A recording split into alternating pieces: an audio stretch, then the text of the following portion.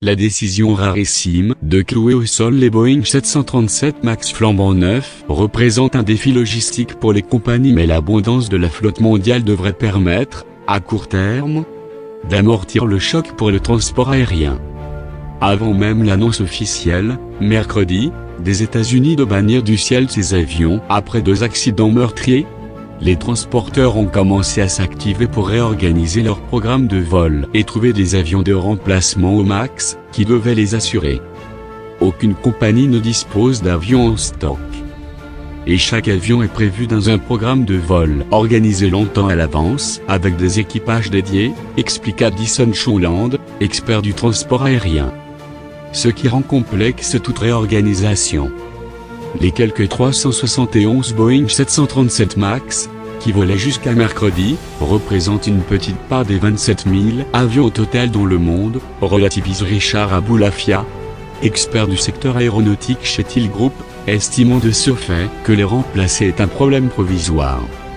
Airbus avait estimé dans des données récentes qu'il y avait 19 000 avions de plus de 100 passagers en service au niveau international, tout modèle confondu. Un 737 MAX 8 d'Ethiopian Airlines s'est écrasé dimanche faisant 157 morts. Fin octobre, c'est un avion du même modèle de la compagnie indonésienne Lion Air, qui s'est abîmé en mer de Java, tuant 189 personnes. Dans les 2 cas, l'accident s'est produit quelques minutes après le décollage, une similitude qui a conduit les autorités du monde entier à suspendre son exploitation. La compagnie américaine Southwest, qui dispose de la plus grande flotte de MAX du monde avec 34 appareils, relativise car ces appareils font partie d'une flotte moyen courrier comprenant plus de 750 Boeing 737. Ils ne représentent que 4% de notre programme de vol qui comprend environ 4100 vols par jour, a expliqué à l'AFP un porte-parole. Plus de 95% de notre flotte totale n'est pas affectée, a-t-il ajouté, précisant que les MAX seront remplacés par d'autres avions de la compagnie. Grondent des passagers? Pour autant, cela pose un vrai problème d'exploitation qui pourra affecter les passagers, d'autant plus que les compagnies pourraient être tentées de remplir plus leurs autres avions, estime Didier Brochemier, expert en transport aérien au cabinet Roland Berger. Il ajoute que ceci pourrait se traduire dans certains cas par la suppression d'une ou plusieurs fréquences le nombre de vols d'une même compagnie sur un trajet donné au détriment des usagers.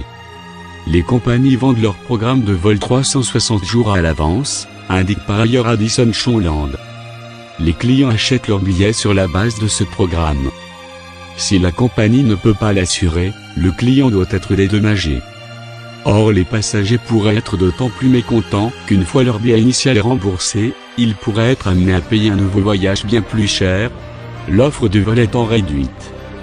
Si les compagnies ne disposaient pas d'avions de rechange, elles pourraient recourir au ACMIR, CREW, maintenance, insurance, c'est-à-dire la location d'avions et de leur équipage, avance Didier Bréchemier. Mais, les retards des livraisons de nouveaux avions rendent la location d'avions difficile, reprend Addison Shawland. En Europe, pour Norwegian Air Shuttle, dans la situation financière étendue, il n'est tout simplement pas question de louer d'autres appareils. La compagnie à bas coût recourt à ses autres modèles, tels que le Dreamliner sur le long courrier et le Boeing 737-800 pour le court et moyen courrier. Dès mercredi, Norwegian, contrainte de clouer 18 Boeing 737 MAX 8, a annoncé qu'elle allait exiger des réparations financières auprès du constructeur américain pour ses surcoûts d'exploitation. S'il est impossible à ce stade d'avoir une estimation de Norwegian sur les coûts de cette immobilisation des MAX, un analyste de DNB Market les a évalués entre 5 et 15 millions de couronnes entre 0,5 et 1,5 million d'euros par jour.